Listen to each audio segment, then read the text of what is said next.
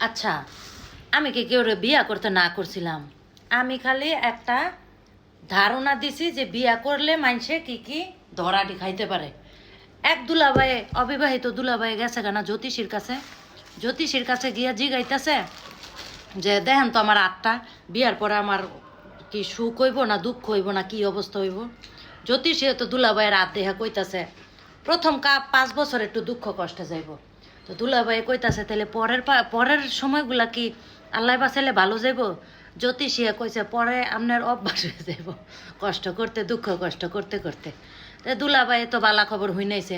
আমি কি বিয়া করতে না করছিলাম? জ্যোতিষীর কাছে গিয়া তো আল্লাহ বিয়াই বন্ধ। এটা কি আমার দোষ? আমি তো কইছি যে এই দরা খাইবেন। হেলেগা কি হয়েছে? বিবাহিত জীবন যেই মজা। এই যে দেখেন রাইতের 1টা বাজে খাওয়ান খাইতেছি, মহামান্য স্বামী ব্যস্ত তাই। হেলে কি হয়েছে? মাঝখানে একদিন খাওয়াইনি, তাতে কি ওই যে চেহারা দেখেন অবস্থা। না খাওয়াই উপায় আছে? সবাই বিয়া করেন, বিয়া অনেক মজা, খালি খাওয়ান আর খাওয়ান, মাঝে মাঝে একটু রান্ধন লাগে আর কি, বাকি সব আলহামদুলিল্লাহ।